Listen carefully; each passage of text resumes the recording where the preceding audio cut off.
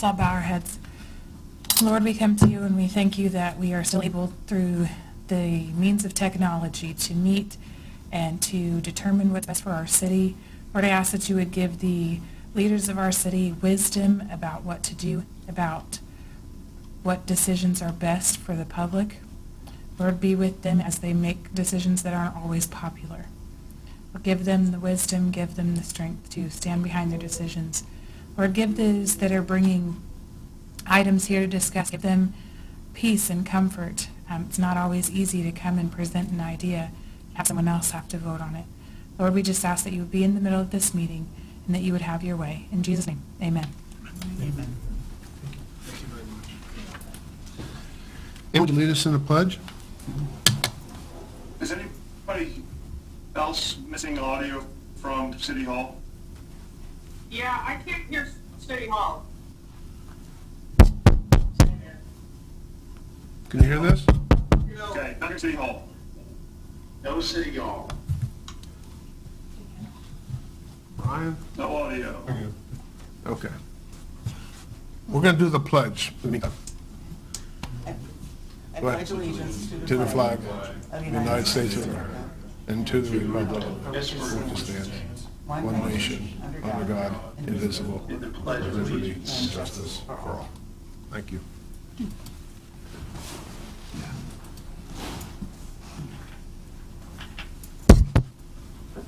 Can you hear? No. Right. Still no sound. What's your audio source?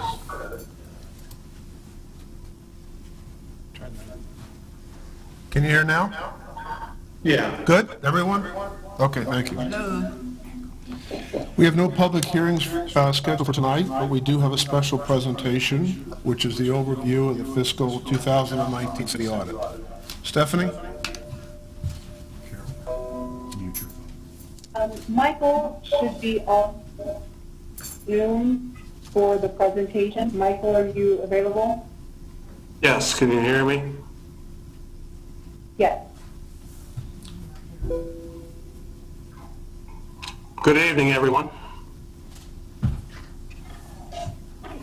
I'll go through the audit presentation. In your packet, you should have received two documents, the basic financial statements, as well as the required communications and management letter.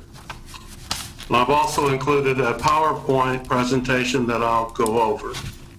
Can everybody still hear me? Yes. Okay, good. On page 2, a little bit about Cochran Head Vic and Company.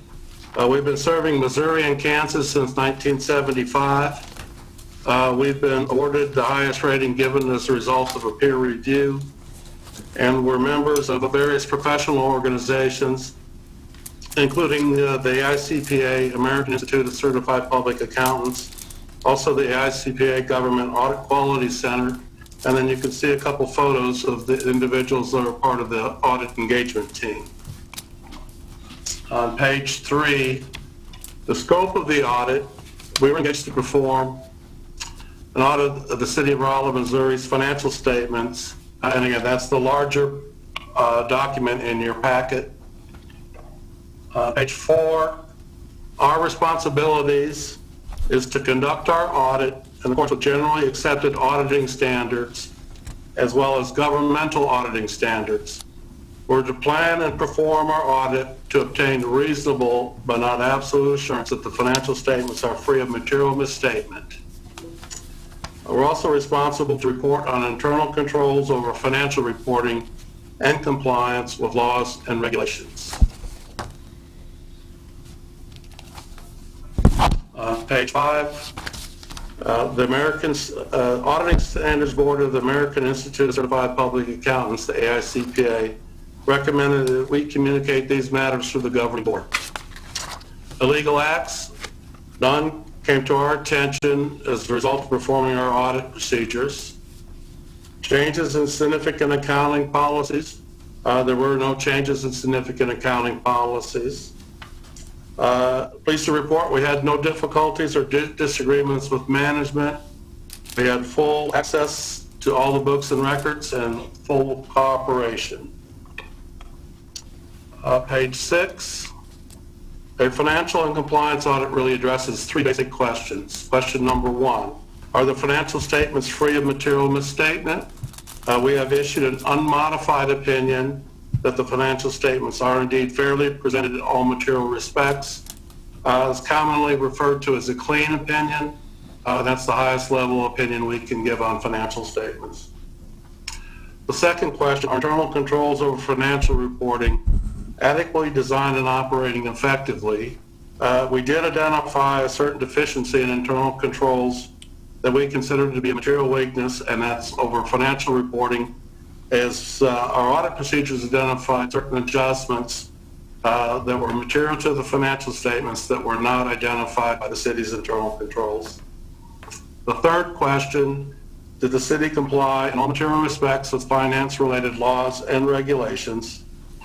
No material noncompliance was noted with finance-related laws and regulations that govern the city's operations. Other management letter comments contain suggestions for best practices and possible improvements in internal control noted during the conducting of our audit. Recommendation related to budgeting, as the general fund was over budget by approximately $531,000. And also future accounting pronouncements, which are listed on page 3 of the required communications. I don't see any of those will have a significant impact on the city's financial reporting. Also, GASB, the Government Accounting Standards Board, has issued a 1-year extension on all required statements. So we'll have another year to evaluate all the statements that were listed there. And Cochran Head Vic and Company certainly appreciates the opportunity to serve as the auditors for the city of Rolla, Missouri. I want to thank Mr. Butts and also Stephanie Rogers and her staff for the full cooperation during the conducting of our audit. That concludes my general presentation. Are any questions that I might be able to answer? Any questions from City Council? John or Stephanie, you have anything to add? No. Stephanie? No, unless there's any further questions, I would request the approval of the audit and acceptance of the audit. Is there a motion from council to approve the audit? I so moved. So moved. Ann, Jody? Second. Second. All in favor of said motion? Say aye. Aye. Aye. All opposed? We need I think that was yes. We need to go by roll call. Can we redo the, instead of voice vote, do it by name? It's very difficult for most motions. Do roll call for everything.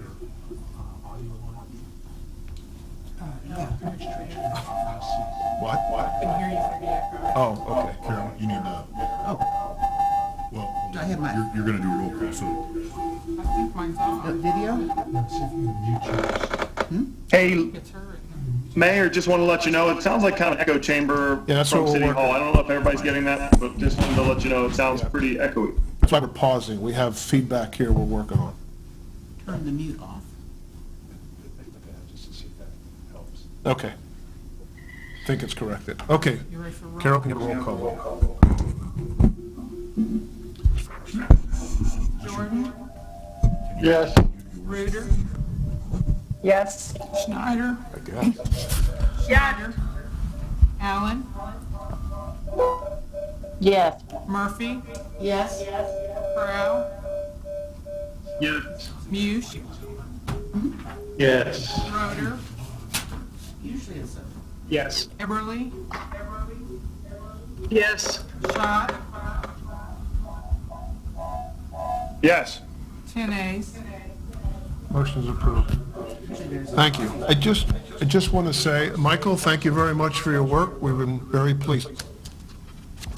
Thank you, and if anyone has any questions later on, you could get my contact information from Stephanie, and I hope everybody and their families stay safe during this unusual times. Thank you. You as well. I want to take a minute to thank and compliment John, Stephanie, the department heads, and all of the staff. It's really important when we get a clean audit. It's important for the citizens to feel that things are being done correctly. And as councilpersons, it's important for your decision-making as well. So I want to thank everyone at City Hall for what they do. Moving on to old business, the first item is an ordinance authorizing me to execute an agreement with HDR Engineering for the 2 wastewater treatment plants. Steve? Yes, sir. This is the final reading of the ordinance for the contract totaling $1,955,968 to HDR Engineering for the construction phase of these projects. The total awards on this project were $20,364,989. Happy to report that we did get concurrence from DNR to publish the notice of award and have done so, and that the paperwork has moved into the finance partner for loan closing. Any questions for Steve? If not, can we have the final reading? An ordinance authorizing the mayor of the city of Rolla, Missouri to execute on behalf of the city of Rolla, Missouri, a certain agreement between the city of Rolla, Missouri and HDR Engineering Incorporated for Southeast Wastewater Treatment Plant and Vichy Road Wastewater Treatment Plant improvements. Construction phase services, task order number 12. Is there a motion to approve the ordinance? David, you raising your hand?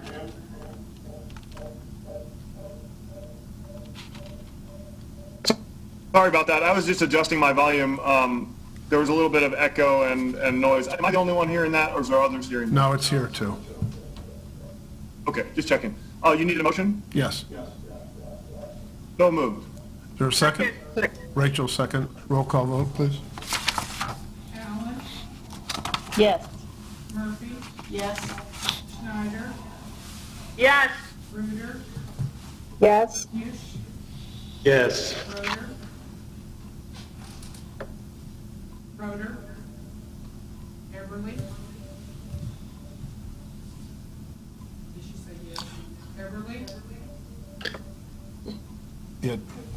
Jody and Jacob, you're on mute. Oh, Now- yes.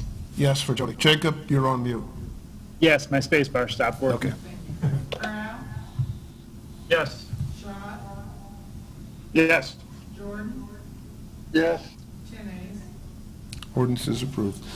Next item is an ordinance authorizing me to enter into agreement with Melrose Asphalt for Project 505. Darren? So at the last council meeting, council awarded the bid for 2020 Phase 2 asphalt improvements to Melrose Quarry and Asphalt Supply LLC, the low bidder. Tonight we're asking for a second reading of that ordinance, authorizing the mayor to enter a contract with Melrose for $309,630.06. Any questions? Any questions for Darren? If not, go ahead, Ann. I have a question. Go ahead. I was wondering what is the milling? The price was so different. The quantity it looked like was so different. That is where they were lower on, and I asked them to double check that price before we awarded the bid, and they assured me that they were comfortable with that price. Now, the milling is, so we're putting down an inch of asphalt, and we're removing an inch before they put the new asphalt down. Oh, thank you. Any other questions? If not, can we have the final reading? An ordinance authorizing the mayor of the city of Rolla, Missouri to execute on behalf of the city of Rolla, Missouri, a certain agreement between the city of Rolla, missouri and Melrose Quarry and Asphalt Supply LLC for fiscal year 2020, Phase 2 asphalt improvements, project number 505. Is there a motion to approve the ordinance? So moved. Rachel and Ann, roll call vote, please. Rachel was the motion, Ann was the second. Crowe, Yes. Schott, Yes. Ruder, Yes. Schneider, Yes. Yes. Murphy? Yes. Bush? Yes. Roder? Yes. Everly? Yes. Allen? Yes. Tenace? Ordinance is approved. Moving on to new business, we have one item, and that's a motion to approve the use of the Rolla National Airport for Missouri S&T Greek Week. John? Thank you, Mayor. We have been doing this for a number of years with the S&T Interfraternity Council. We have been reached out to from Chris Steinbeck, who is the Fields Chair. He is requesting again use of the airport extravaganza grounds on the second and third weekends of September. They certainly understand that this is all subject to what will happen with the university, what's going to happen throughout the community from any kind of a coronavirus carryover, but hopefully we'll be beyond that by September. For a number of years, as I said, they've used the extravaganza grounds. They run their activities out there as all part of this week-long celebration. Darren, the airport manager, cooperates with them, makes sure things are done properly, and has very positive things to say about the experience. So Chris wasn't able to join us tonight, but he's watching at home. He's available to answer any questions that we might have, but we're confident this will go smoothly as it has in other years past. Along with the approval, that includes the access to be able to do beer sales, and as a result, they transport students that are participating by bus, and they check IDs, and they have a law enforcement officer on site, all those kind of mechanisms in place. So staff is recommending use of the extravaganza grounds for the S&T Fraternity Council on the weekends of September 12th and September 19th. Be happy to answer any questions.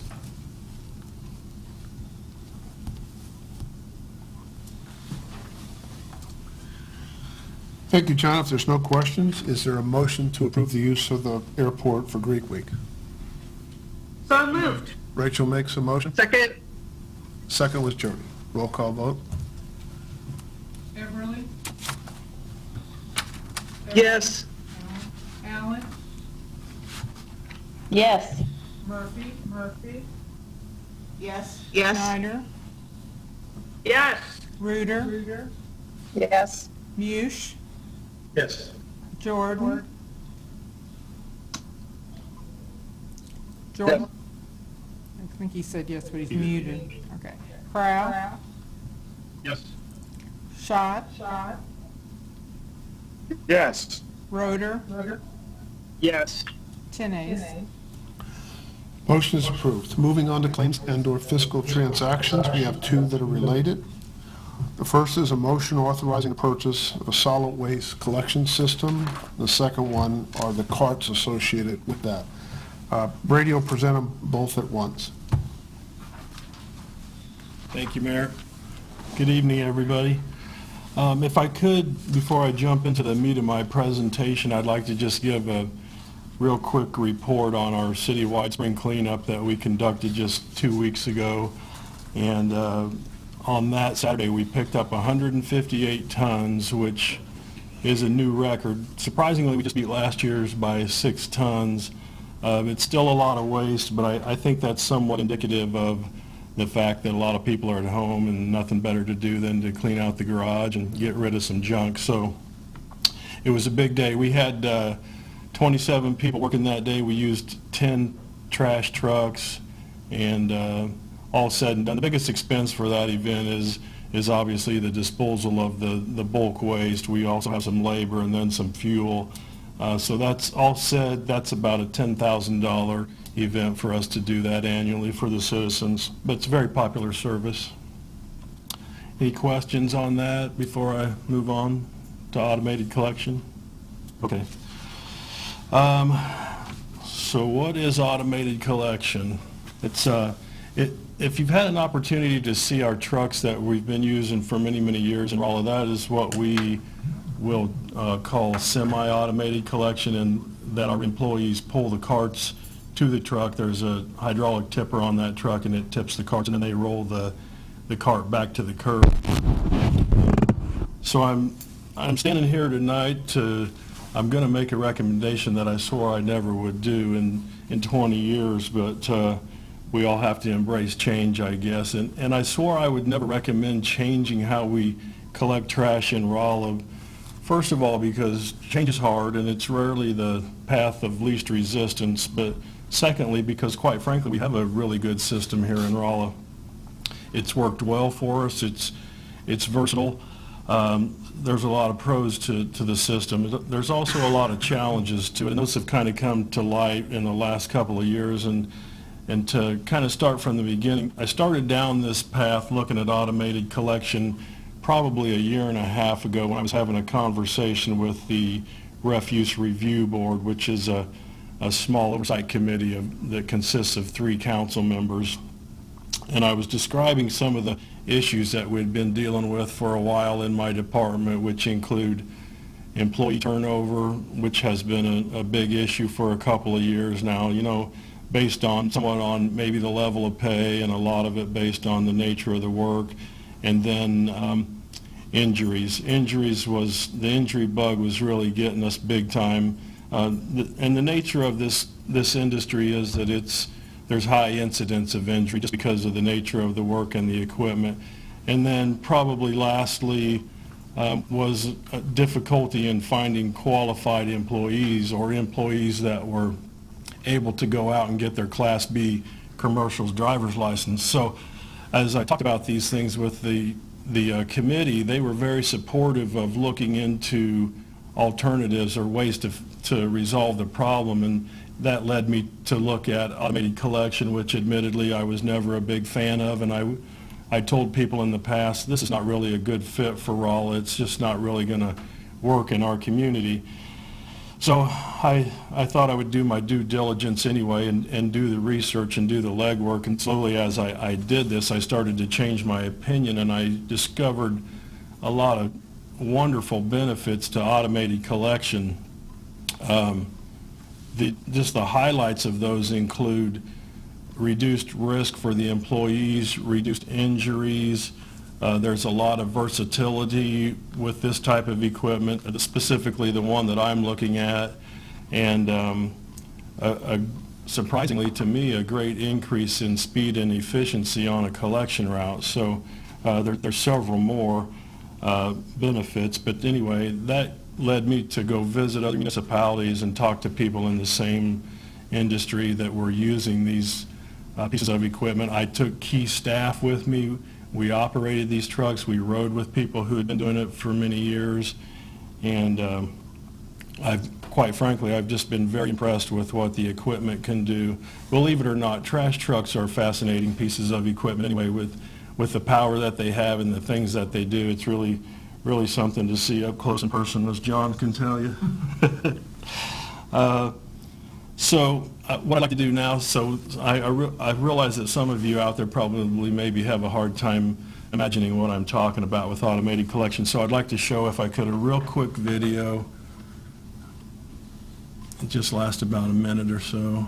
Don't crash this. Let's see. Yeah, that'd be bad, wouldn't it?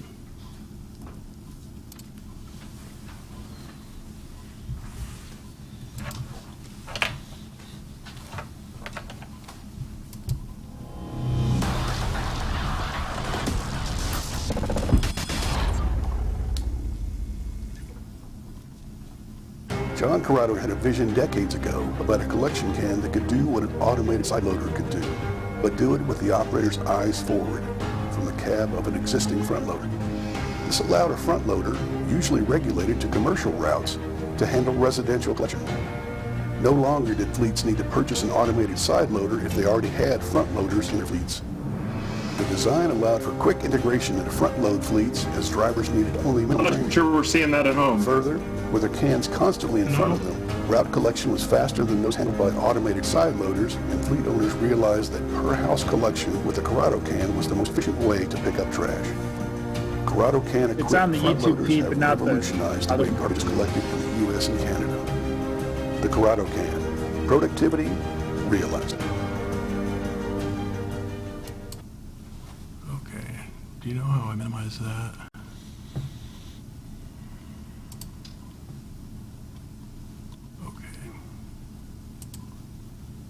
Were you guys having a hard time? Rachel said to hit screen share. Were you not seeing that, Dave? No? No, we weren't seeing that at home. I don't think any of us. Rachel said to hit screen share, maybe, something like that. Rachel, do you know what do you need to do? If you should be able, if it's on the screen, you can hit share screen, the green button at the bottom there. Okay. If it's enabled for you, and then you will be able to pick which window on the computer we'll get a look at. Gotcha. Okay. Rachel, Brian has sent us a message that screen share won't work because that video is not in Zoom. Oh. Any questions for Brady?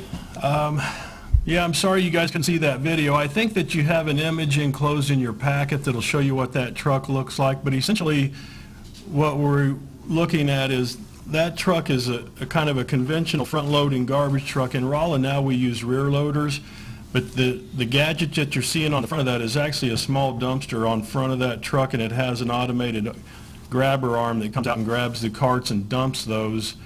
And then eventually when that dumpster fills up, it's raised up to the top of the truck and then emptied into the packer truck.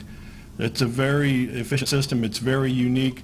All of the other automated loaders that are out there and that I've seen and driven and tested, they're all what are called automated side loaders, and that robotic arm is actually back on the side of the truck, and the driver can't see it unless he's looking in his mirror or he turns around and cranes his neck to watch that. So I really like that the Corrado can system has all the action out in front of him. He can see what gets dumped out of every cart. That will help us control contamination or things that shouldn't be in the cart. So there's a lot of pluses to that system.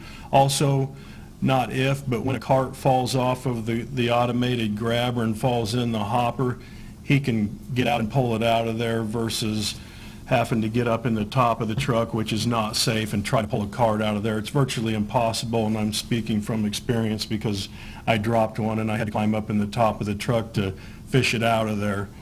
It wasn't pleasant, and I needed to throw my shoes away after I did it. It's a true story. So it's my recommendation, after doing all this research and all the legwork, that this would be a terrific system for us to reduce injuries, reduce employee turnover, because if a guy gets into the driver's seat of this truck and gets this job, he's probably going to want to stay there for a long time. It's also going to reduce the number of trucks that we have in our fleet eventually, and it's going to reduce our manpower tremendously, where one man can do the work in one of those trucks that 4 people could do in 2 of the trucks we're using existingly. So, you have a question from John, do you have a question? Yes. I see a couple hands. Brady, a couple things. One, so now when I put my trash bin, and you may have covered this, I might have missed it, I'm sorry, but now I put my trash bin in my yard at the street at the curb, and how's this, with this thing on the front, how are you going to get to my trash bin? Let's say if there's a car, 2 or 3 feet down, parked on the street, there's not much room to maneuver. How does that work with this? Well, obviously, the more room between parked cars and the arm that's going to be grabbing them, the better. But amazingly, a good operator will just need a few feet to be able to reach in there and grab that. But there will be a learning curve here for residents to make sure they don't park in front of their cart like many of them do now. We will have to be able to pull up pretty close to the curb. Now this truck, another advantage to it is with that can being on the front, it can nose in closer to a can than a side loader is able to do. So you'd be amazed at how easily they can pick up a can that's relatively close to a vehicle. But part of our education when we transition over to this, if we do get to that point, will be to educate people on where to set their cart. There won't be much change for the residents other than some that leave them way too far back off the curb. They're going to have to be right up to the curb. Okay. The other question, but then I'll stop, is the funding for this. I know it's probably was budgeted last year. the funding for your department comes from it's a revenue source, right? Right, we're an enterprise fund, so we have our own funds and our own source of revenue. This was a budgeted item. Okay, I guess I'm just still stuck on sales tax being down this year and the appearance in the public that we are spending money that we might not have going forward next year if we run into issues with the budget. You know, are we looking forward right now? And Brady, maybe this isn't for you, but are we planning enough that next year, if we get into a tight spot, that we don't feel like we bought things this year knowing it was coming? Yeah, that's always a worry of mine, John. As an enterprise fund, you know, we get paid for the services that we provide, so we do really kind of operate under a business model. So that's a concern of mine too. This won't impact the general fund at all.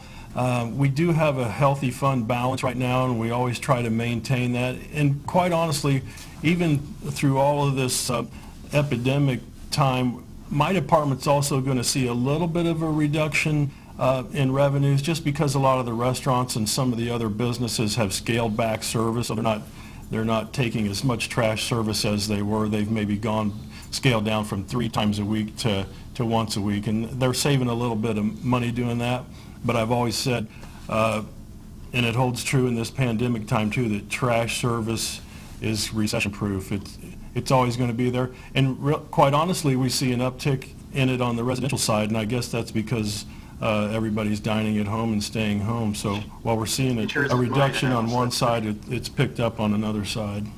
And I think Lou might want to add something. Thank you. Yeah, if I can add to that.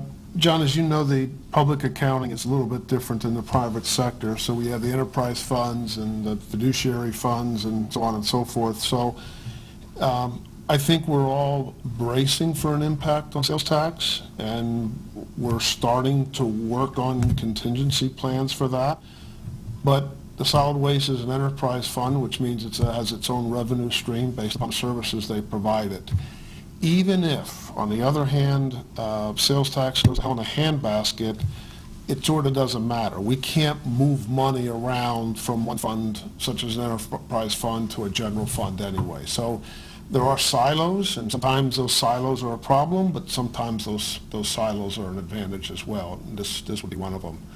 The other thing, Brady didn't go really into the ROI, but I think the taxpayers would be happy to know that this has a relatively quick ROI, perhaps in as little as 3 years, maybe as long as 5 years. So that's a good investment. And that's really without putting a hard number on the injury rate. Yeah, safety is definitely a concern. Yep. Brady, I do have a question for you. You have 1 unit out of, you have 4 or 5 now, I take it. Are you going to start this unit in one area or one route, or everybody in the city is going to get to see this in action? If everybody couldn't hear the question, the mayor was asking if we were just going to start this type of collection in one part of the city, or how we would do that. I've been looking at doing that in every part of the city. Right now the city's divided up into 4 quadrants where we pick up residentially 4 days out of the week, and quite frankly, with the cost of this vehicle and as efficient as it is, I would want to use it every day that we could be using it, although we're going to take baby steps, and we don't want to bite off more than we can chew while we're still learning how to use this thing. So we would be using that to pick up residential stops initially 4 days out of the week. And Christine has a question? Yes, I do. So I've seen the sidearm machine, like you talked about, in other cities. I've seen it in action, and most of those cities, you actually put your trash can like in the street, not on the curb. And so there are quite a few neighborhoods in our city where there's only street parking, and especially when the students are here, there's not a lot of rooms. So, I mean, have you thought about, and mind you, this technology, but have you thought about how you're going to address in those neighborhoods? Because I'd Yes. hate to see them left out simply because of park. Right, and I think we'll be able to work with them to figure that out. They would only be impacted on that parking one day out of the week, fortunately, and I know there'll be a learning curve there, but if we choose to phase this in slowly throughout the entire city, that core area, especially around the university with the parking like you're talking about, that's going to be one of the biggest challenges. But I think that we can work through that. That's why I specifically visited Cape Girardeau, because they're also a university city, and they said they had to deal with the same thing when they implemented this, and now that they've got everybody taught that they can't park in front of their cart on collection day, it works without a hitch. So I think it's certainly doable, not without challenges, as you point out, but I don't think they're insurmountable. I can see not parking in front of your cart, but there's, if every house has a cart out in front of it, there's already parking challenges in certain neighborhoods, depending upon the time of year. But, there have been times where you have to go up several houses just to find a parking spot, and I'd hate to see us have to say, well, on trash day you can't park in the street. Well, where are you going to park? Because there is no parking in some places. Right. There are some people that don't have a driveway. Yep, I understand that. That's a concern for sure. Dave? And again, I'm totally for this piece of equipment. I think it's a wise move, both financially, long-term, and safety-wise, even though the initial outlay is going to be more expensive. It will be. Dave?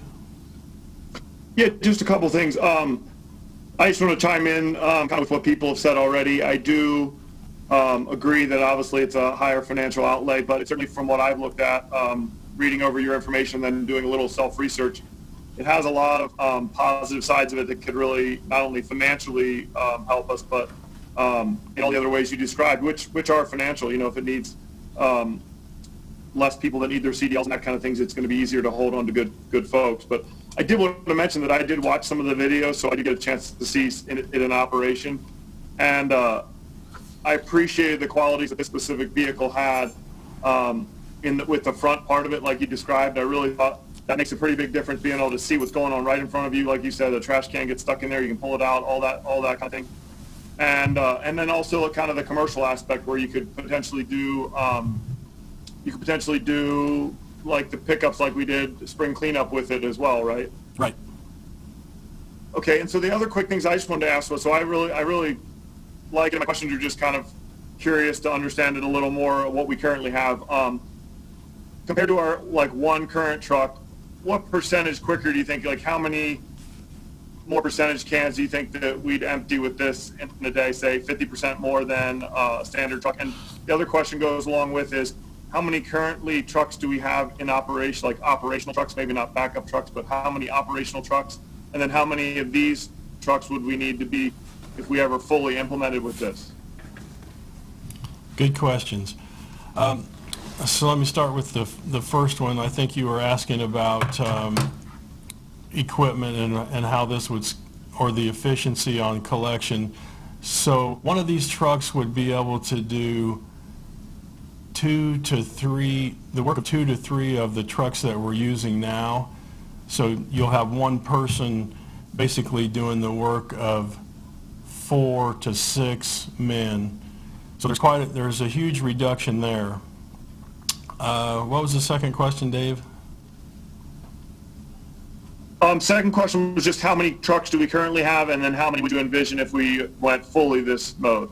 Gotcha.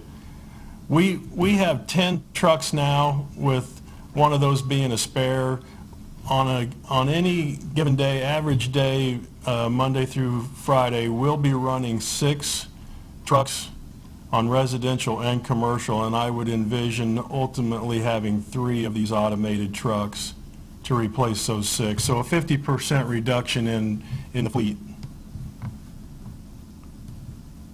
the speed of these trucks is amazing. When I went to a couple communities and was watching them, I had to time it myself because I'd seen the literature and the data, but I was skeptical about that. But and I think the literature that I might have included in your packet claims maybe a 4 to 5 second cycle, wheel stop to wheel stop. Well, I timed them at 6 seconds, which is still pretty incredible when you consider that the system that we're using now to drag a cart to the truck, hook it up, tip it, drop it down, return it to the truck, and then employee return to the rear step, you're probably talking 20 to 30 seconds there, so it's a huge increase in efficiency. Did that answer everything, Dave? Okay. Jody? Sorry about that. Yes, it did. Okay. I was trying to unmute. Yes. Gotcha. Jody? Can I ask one more question? Yeah. Oh, sorry, Jody. Go ahead. I just have one quick question. So this seems to be a bigger truck than what we currently have with the front end on it. Would they alter their routes a little bit or to be more efficient going down? I mean, I hate to out anybody, but I hear the trash truck early on Monday mornings because he backs up to get to the two houses at my end of the block to empty them, and then I hear him on the side street, and then he drives down our street anyway to leave that area. So, are you going to, like the FedEx guys do, only make left turns and so on? And what about the houses on the other side of the street? Is there an arm on both sides where they could pick up? No, that's a really good question. The arm's only on one side, so he does have to travel each street twice to pick up each side differently. And in general, we do try to do the right-hand turns only as much as possible. In some cases, obviously, we can't avoid that. So, but to answer your question, there would definitely be some rerouting and some changing in the methodology of how the routes are traveled. Okay. Jody had a question. Jody, back to you. Yeah. So in the long term, what are you looking at in terms of reduction of personnel in your department? If we're going to have the 3 vehicles that can do with 1 person rather than 4? Ultimately, there would be a reduced need for manpower and an elimination of positions up to 5 to 6 people, but I would not recommend laying anybody off immediately, especially since at the time I'm just recommending a pilot program so we can dip our toe in the water on this thing, work out the bugs before we would expand it any further. But I would only recommend just not refilling positions as people resign or retire and reduce our workforce through attrition. Okay, thank you. You're welcome. Any other questions? Brady, I have one. If you compare this unit, I know there's ancillary things that you have to buy, carts and all that sort of thing, but truck to truck, what is this versus a normal rear packer? Price-wise? Yeah. This automated truck that we're looking at, upfront capital cost is twice the cost of a normal rear loading packer like we're using now. But keep in mind, this truck will also replace 2 of those trucks ultimately. So when you look at it that way, the upfront cost is essentially a wash. Thank you. Thank you. One more question. I just wanted to mention a quick thing too, if I could. Jacob? I also saw the extra second Corrado can idea, and just from seeing the videos and understanding what happened there, I just want to say I think that makes sense to have a second one of the actual mechanisms on the front, just so there's a backup, something goes on. Clearly, that's a pretty important part of the truck. Thank you, David. That's my plan there on that second Corrado can, so that we can switch one out every day, leave it to be maintained, which ideally is just going to be grease all the working parts every day. That's, from what everybody in the business tells me, that's the key to the longevity of these things. So, and also, quite simply put, the fact is if that thing breaks down or goes down, then we're dead in the water and can't use that truck or that mechanism. So I'm highly recommending buying that second Corrado can as a backup. And if y'all get a chance to YouTube Corrado can and watch a couple of those short videos, I think you'll be really impressed by what this truck can do. I call it the Swiss Army blade of trash trucks because it'll do so much and it's so versatile. Jacob, you had a question? Are the new carts backwards compatible if needed? Say again, I didn't hear you. Would the new carts that we're purchasing be backwards compatible with our old trucks? Yes. Yep, good question. Okay, if there's no other questions, I'll just comment a little bit about a purchase of such a unique truck like this. And all of these automated loaders, side loaders, and this one front loader, they're all unique. There's no two that are the same. The robotic arm's chain operated, it's hydraulic operated, it's both. So they would be very difficult to write specs on, and the Corrado can on the front loader that we're looking at, it's a one of a kind, it's kind of a single source item. So I'm asking that we consider using a governmental purchasing cooperative known as Sourcewell. And Sourcewell is a governmentally formed and operated cooperative that's nationwide, and they leverage the buying power of governmental and not-for-profit agencies, tens of thousands of agencies, and they work on a national basis just like the state of Missouri does for a state bid, that leveraging the governmental entities' buying power within Missouri. Sourcewell does all the bidding and vetting of the vendors, and then ultimately they award and hold those contracts with the vendor that has awarded those contracts. So in your package you'll see the prices that I've listed on the trucks that we saw on Sourcewell, and they do consist of the Corrado can on with a Heil Packer body, and then we had some choices on the cab and chassis. But in talking to our mechanics and others in the business, everybody's happy with a Mack chassis over an auto car. So the purchase price of that with the options we're looking at is $314,702. And then again, I'm recommending the second Corrado can as a backup for $33,238, bringing the total purchase price to $347,940. And again, that's within what we budgeted this year. Although going into this at budget time, we weren't really sure what we were going to end up and recommend, if anything. So I'm happy to be able to come in that price range. Any other questions?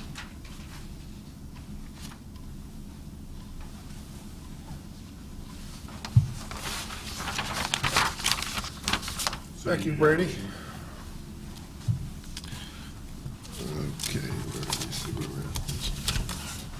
Okay, so we need two motions. The first one is a motion authorizing the purchase of the collection system. So moved. Who made the motion? Dave. David, who, second? Second. Jacob. Roll call vote, please. Schneider, Yes. Roder, Yes. Ruder, Yes. Jordan, Yes. Murphy, Yes. Shaw, Yes. Frau, Yes. Mush, Yes. Allen, Yes. Eberly, Yes. Eberly. Yes. Okay, thank you. 10 ayes. Ordinance is approved. Related to this would be the acquisition of some refuse carts to fit this particular unit. Brady, do you have anything you want to add special to that? No, just in looking at the bids, and we did check the Sourcewell price on this item as well. Surprisingly, we were able to get some bids below that contracted price. And the one that I'm recommending is the Schaefer carts. I don't have any personal experience with those, but I reached out to several other municipalities that have them in use and have been using them for years with automated collection. They all have great things to say. They get high marks, and they came in well under our budgeted price, and they're even offering an alternate bid that includes bringing those to Rolla, assembling them, and then doing the distribution for us, which is huge. That would be very time consuming for our guys to do that on top of their normal regular duties. So I would like to recommend accepting that bid from the Schaefer Company for $86,675 and let them put the carts together and assemble them to the designated areas that we specify. Any questions on the carts? If not, is there a motion to award? Dave Shaw has. Oh, David, go ahead. I just want to ask a quick question to Brady, which was, I noticed there's a 95-gallon cart and a 35-gallon cart. What are the current sizes of our carts just in comparison? Those are the same size we're using now, David. The past few years, we started to phase into these carts that are compatible with automation, not so much because I envisioned going to automation, but because the old carts that we're using with the external metal frame, they've been discontinued, and so they're no longer being manufactured. We can still buy some parts, and we've been repairing those for years, but those are getting harder to find and more expensive. So ultimately, those old carts will be phased out, and this new style will replace all of those, and that's what we'll have throughout the city. Thank you. Any other questions? If not, is there a motion to award to Schaefer? So moved. There was a motion. Who was the second? Ann? Ann. Carol? Schott, Yes. Muse, Yes. Jordan, Yes. Schneider, Yes. Reuter, Yes. Allen, Yes. Murphy, Yes. Crowell, Yes. Eberly, Roeder, Yes. 10-8. Motion is approved. Next section is the mayor or city council comments. We have one. I'm requesting the appointment of Kevin Kreider to fill the unexpired term of Ray Schweikert on planning and zoning. Kevin is a local business person here in Rolla, and your packet should have a short bio on his background. Is there a motion to approve the appointment? So moved. Second. Motion made and second. All in favor, say aye. Aye. All opposed? Thank you. Citizen communication, is there anyone that would like to speak to city council?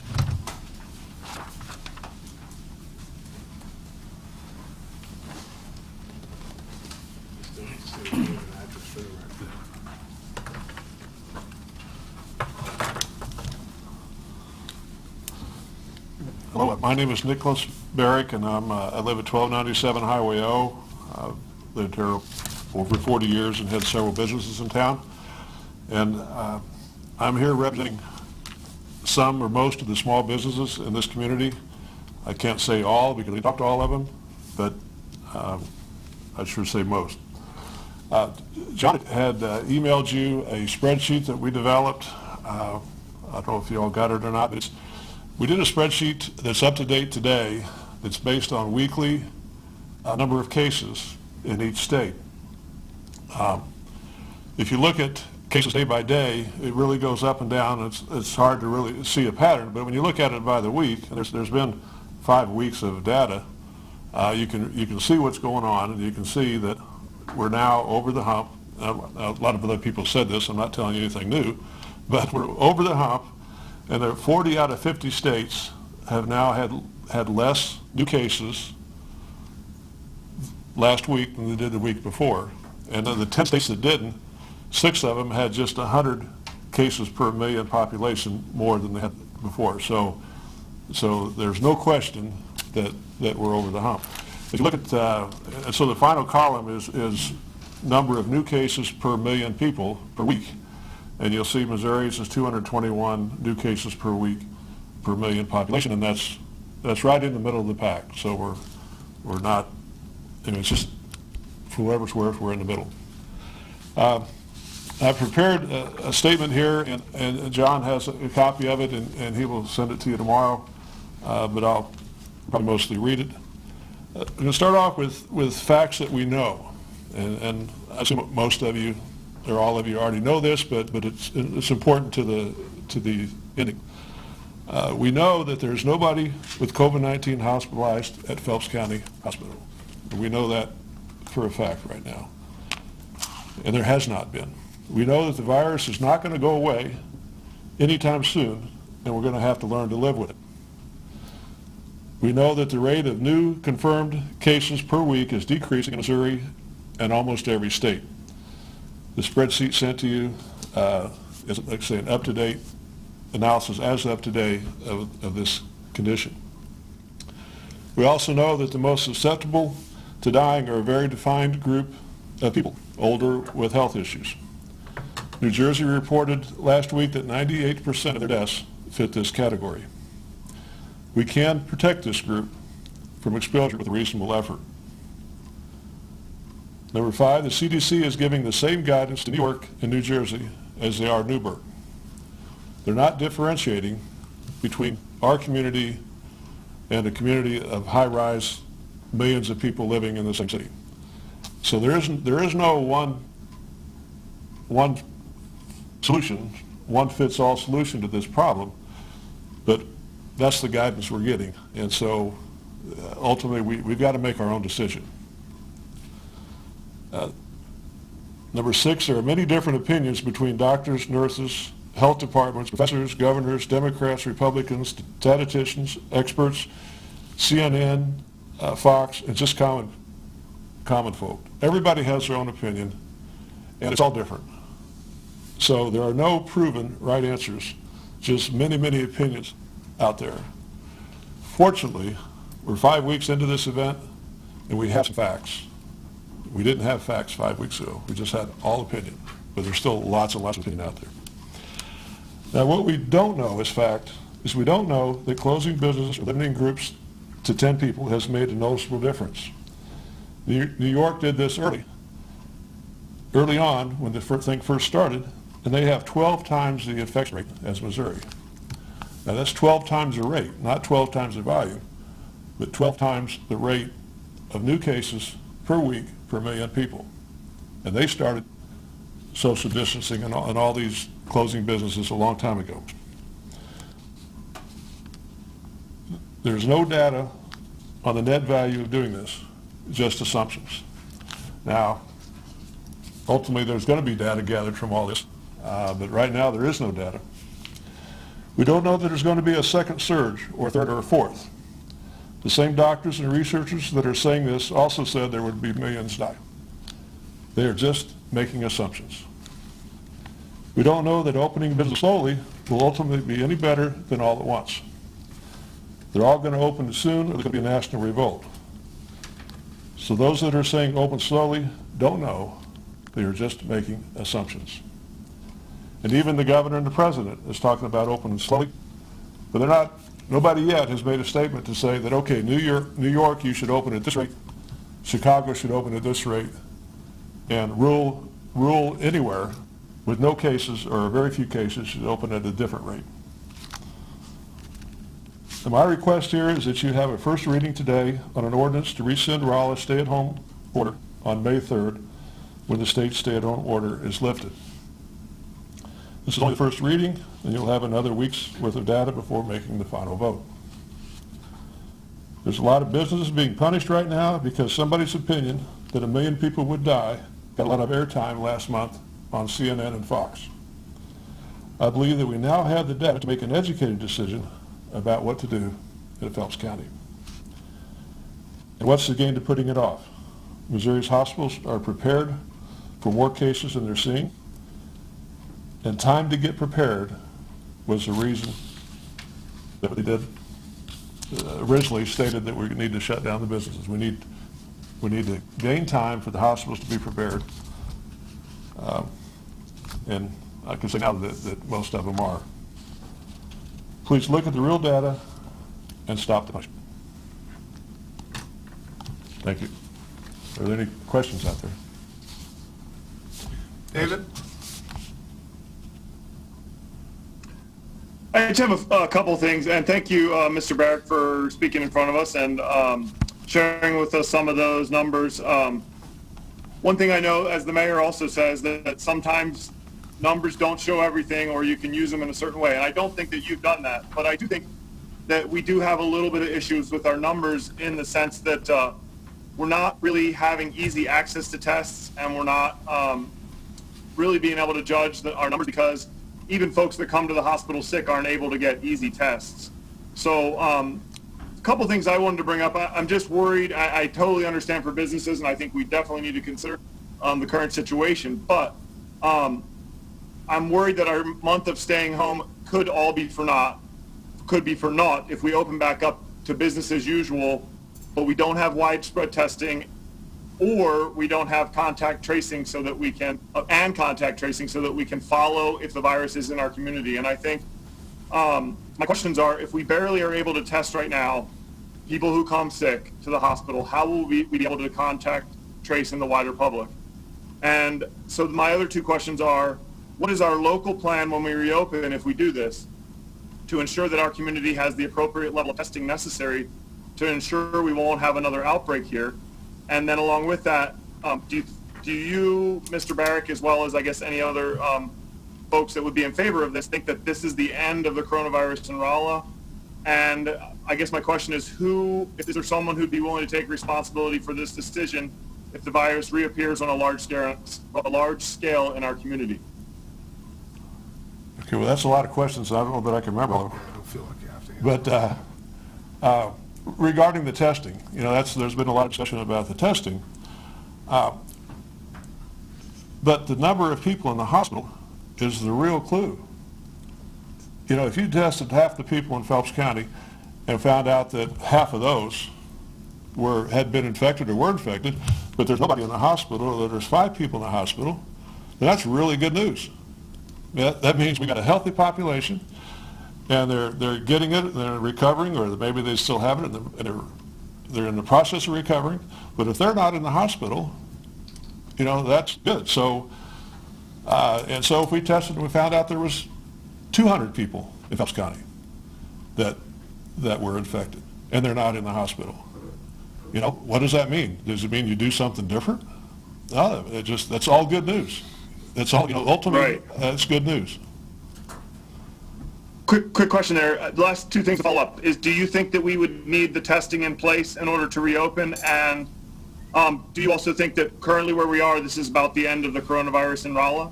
No, I do not think it's the coronavirus in Rolla. I don't think it's going to be over for years, personally. It's always going to be out there. You can test negative right now, and 3 days later it'd be positive. So, that doesn't, that's a pretty short-term, a test is a pretty short-term thing. So no, it's going to be there. We got to live with it. The whole world has to live with it, and we can't wait 2 years for an antivirus or whatever it is to be developed. I mean, we got to go on and do the best, protect those that are most vulnerable, convince people to stay home that are sick. I mean, that's the most valuable thing of this. The whole lesson of this whole thing is that if you're sick, stay home, and that's not been the policy in the world, at least in this country. Hey, you're supposed to go to work. It doesn't matter how sick you are, you go to work. Well, that's what we got to change. Don't go to work if you're sick. Don't go out if you're sick. Two other quick things to follow up then was just, do you think we need the testing? And then also to mention that people can be asymptomatic, not sick, and be spreading it, just those things. But do you think we need the testing? Well, that's correct, and I'm sure that's happened a lot. But, we don't know how infected they are when they're asymptomatic. And some, the Pulaski County Health Department, not that they're any more experts than anybody else, but they're saying that, hey, if you're with somebody that's asymptomatic and you find out later that they had the virus, just, keep track of yourself, but go on about your business. Because it's the risk is so minimal that you're going to catch it. If they were asymptomatic at the time, there's no reason to stay home. Now, that's just their opinion, and, you know, lots of other people have different opinions, but at least somebody agrees with that. Right. But you don't think we need testing in place before reopening? We could reopen without the testing? No, we know how many people have it, because we know how many people are going to go to the hospital. And we know from 5 weeks of data that about 1 out of 10 people that get it end up in the hospital. So if we got nobody in the hospital, or we got 10 people in the hospital, we can tell from that how many people out there have had it, or have had it. I mean, that's obviously my opinion. It's just my opinion, but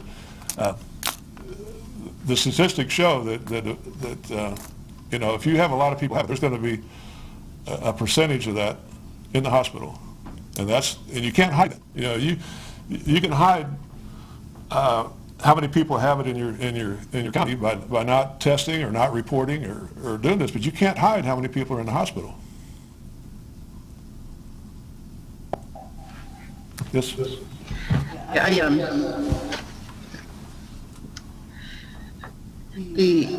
About the good fortune. No. A lot of the, what's going on? Turn off my microphone.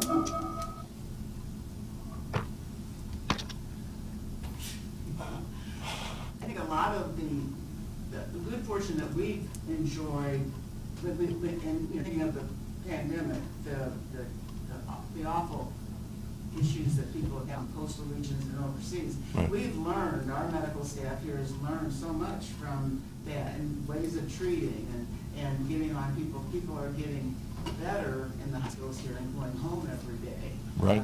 There are still people on ventilators and so on, people that will die. But not having a kind of a solid idea of what testing is out there. They were predicting 71,000 people in the state of Missouri that would be. Yeah. Okay. Of that 71,000 people, there were 30,000 that they said would probably be. They would probably be completely asymptomatic of the people that had been exposed to coronavirus 19. And then of that, then that's about 30,000 would have no symptomatology at all.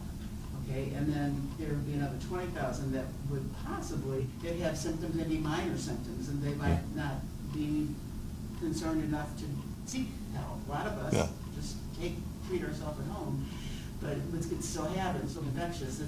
It's kind of, would be kind of going blind if we, don't have an idea. But if that was true, people would be afraid. Yeah, but if that does happen in St. Louis, that's great news. You know, if we find out in 2 weeks that 70,000 people had it, we won't find out. We're going to just have to assume that. And they're not in the hospital. That means there's 70,000 people that now have the antibodies that aren't going to be carriers later on. You know, that would be great news to find out that was really the case. And yet the hospitals are still, in St. Louis, are still seeing a reduced number of patients. And I'm going to conjecture they're going to see a reduced number of patients from now on out. So that, I saw that statement, I thought, and it was actually St. Louis they were talking about. They weren't talking about, all of the state. So it's all about, you can't hide, the number of people in the hospital. It is what it is.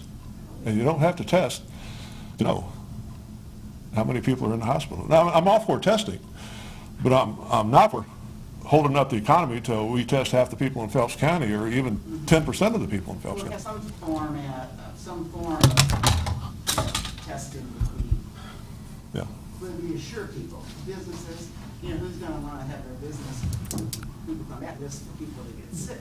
Yeah, well, and even if we said, okay, hey, everybody go back and do everything you were doing before, they're not all going to do it. And the customers aren't all going to rush into your store or into your nightclub the next day or into your restaurant. I mean, it's going to naturally spread out. I don't think it has to be delegated by the government. I think it is just going to happen on its own, that it'll take time to get back to normal. So. All right, thank you all. John's got a question on you. Oh, I'm sorry. So Nick, what you'd like to see is city council pull back their ordinance to match the governor's and the county's the health department? Is that Yes, kind of? yeah, yes. Okay. There's no reason to battle against them at this point. I mean, it's only, 10 days away, or 2 weeks away, whatever it is, that's what I'm suggesting. And I also, and you may not know the answer to this, but I do believe we do have testing in Phelps County. I think if you show the symptoms that meet the criteria when you roll up to the hospital, they will get you tested. You know, I don't think they're sending anybody home that meets their criteria without being tested. Maybe I'm wrong. Yeah, I don't know that. But I do think they're probably assuming some people may, you know, they're telling you if you're sick, go home and stay home. I mean, that's, you know, they'll come out till you're better. And if you get really bad, come to the hospital. But I don't know the status of how many tests they've given. I don't know. Yeah, I don't either. Thank you. Thank you. Thank you, Nick. Just to add to that question about the hospital is that at last week's meeting with the health director in the hospital, they have commercial labs which are now set up to do testing as well. So early on, with a limited number of testing, there was a criteria that the state required the local folks to go through before a test was given. But now with the commercial labs opening up, that's not quite the case anymore. So testing is much more broad today. Nick, I want to thank you for having. I'm sorry. Mayor? Oh, I'm sorry, Jody. So the testing that's available is available for people who are exhibiting symptoms. But we don't have the antibody test, so if I wanted to go in and get a test, I can't do that. My understanding is the tests that are available through the state and through commercial labs is to determine if you have the virus. I'm going to look at Chief Smith. Is that your understanding as well? You should have said yes. Yes, okay. Okay, Yeah, so it's not antibody testing. My understanding as well is that the state tests are available results within the day, and the commercial labs are 3 to 5 days, I believe is what they said. So I want to thank Nick for opening the discussion. Several weeks ago, council asked us to come with some options and recommendations, which we did. John and I brought something for you to look at. Frankly speaking, we did not anticipate you acting on it that particular evening, but I'm not here Monday morning quarterback. It's too easy to do. But given where we were at the time with not a lot of facts, health concerns, and no action by the state at the governor's level, in retrospect, it probably was the right decision to take. In some degrees, it was an easy decision to take. I think we're entering the phase now with a much more difficult decision. Over the last couple of weeks, our ordinance is not as black and white as people think it is. There are a lot of nuances and there's a lot of confusion. I would also add, I think there's a lot of unfairness.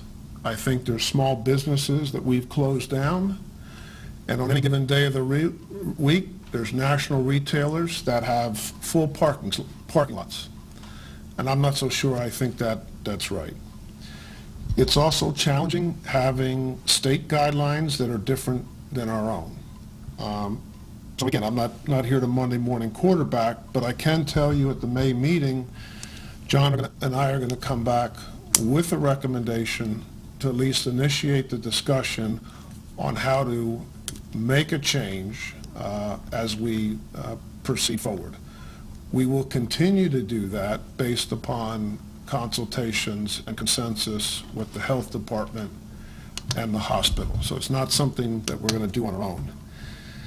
One of the things that I hear often when we talk about the people getting hurt, it's the economy, it's the business people, and those are broad terms. The one that troubles me, and I might offend somebody with this comment, but so be it. So a lot of people in this town getting paychecks because they work for a government entity in one way or another. There's a whole lot of people that are getting hurt today, and their lives are going to be ruined because they're out of a job. And that 12 or 1,500 bucks coming from the federal government is almost meaningless. So I think we need to start looking at reality. Reality is people are going to get the virus. That's a fact. We want to make sure we don't encourage people getting the virus. I get it. We don't want to overload the hospital. I get it. But we need to start thinking about the people that don't have a job, because their lives are being impacted as well. So with that said, I'll move on, but I guess I'm giving you a heads up that come the May meeting, I think we're going to come with some recommendations. And again, they won't be our recommendations, they will be in concert with others. Any other citizen communication? Comments, let's go to the order. Council? If not, we have no closed session for the seat. Oh, David? Yeah, you didn't think you'd get away without me saying something else, did you? I have my two separate things. Exactly. So I have three things for my council comments, separate from what we were talking about. I think I just want to start with the first one, which is I had a constituent contact me. They're moving out of a rental in a few months. And this person works at Fort Leonard Wood and has to work from home. There's no choice about that now. The rental company's calling, wanting to show the house to prospective renters. And with the stay-at-home orders, as well as the fact that she's working from home and her children live with her, in the middle of this pandemic, she just was asking, like, is this kind of an okay thing? She doesn't feel okay about it, but she feels like the rental company wants to bring a number of potential renters into her property that she's renting right now, and under normal times and normal circumstances that would make sense, but she's concerned for her own health, especially if, maybe each day there's going to be a few people cycling through to see the different rooms, etc. So I just wanted to put it out there and kind of ask, is there any guidance we have in this respect? I know some of this business does fall under real estate and legitimate to be doing, but I'm just wondering, in those kind of situations, imagine you're at home and now people have to come into your space that you're trying to protect. Do you have any recommendations or does anybody else have any comments? Just wanted to bring that up as the first thing, and then I have two other things after that. There's nothing that we can do about that. No, I wouldn't That's a contractual matter between two parties.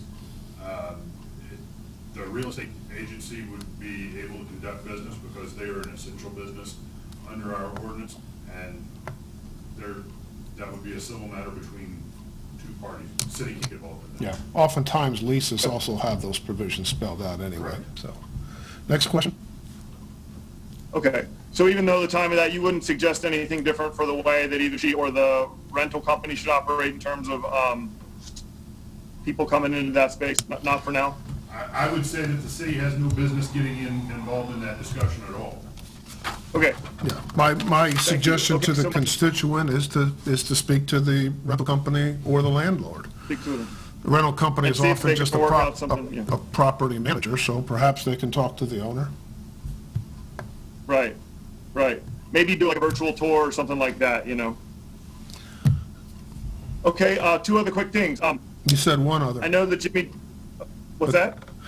You said originally two, but you're out. Go ahead. Okay, all right. This one's a good one. I just wanted to say, in our minds, I know in this last recent year, we lost one of our council people, Jimmy Dale Williams, but with him in mind, at this time of year, it always comes up. It made me think of him and his words to our community. Cut your grass. Obviously, we're in the middle of a coronavirus, but it's time to cut your grass. And so if you're at home and you have the ability to do that, try to get out there and cut your grass. And if you have neighbors in your community that can't do that or need other help, let's try to be a community and help them either mow their grass or with any other things that they need. So just a word kind of solidarity, and with Jimmy Dale in mind there and your lawn. So just wanted to say that. He's smiling. Yes. And then the other thing I wanted to just bring up was I've had actually a number of people contact me knowing that I'm on council and know I'm a little bit connected into the community about where they'd like to use some of their resources because they aren't in need to help those that are in need. And I know that there's many of us in this body that are tied into organizations that are dedicated to helping those people in the most need. And so I just wanted to ask if this body, the council, had any suggestions for where you might direct folks, where's the forefront of alleviating that need? And are there any suggestions folks have, as well as are people seeing there's a greatest need somewhere in our community that we can help out with? I think most of us know the local one. There is one that Food Bank of Central Missouri. That's for one for years. I personally never donated to because I didn't think they serviced Rolla. I would encourage somebody to look them up. They put out an annual report every year, and it is enormous, the amount of food that they distribute in Rolla. So times are what they are. So that's one you might want to consider. Any other comments, questions? David? No, just see if there's any other feedback, but yeah, either for food banks or any other kind of organizations that are kind of helping at this time, you can always email me too. I'm just trying to get the word out of where to best have people how to focus their giving. So thank you. Any other council comments? If not, meeting adjourned. Nope. Oh, what? You do have real estate. Oh, we do? Oh, okay, I'm sorry. Take that back. We do have one closed session item dealing with real estate. Is there a motion to go into closed session? So moved. Second. Rachel and Jody second. Roll call vote. Murphy? Yes. Allen? Yes. Schneider? Rachel? Yes? Thank you. Ruder? Yes. Hughes? Yes. Jordan? Scott, yes. Everly? Yes. Roder? Roder? Yes. Schott? Yes. Crouch? Yes. Denise?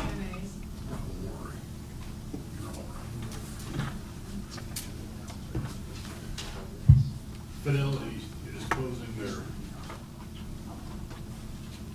at the conclusion. How do we know? Brian Kinsey just sent a message.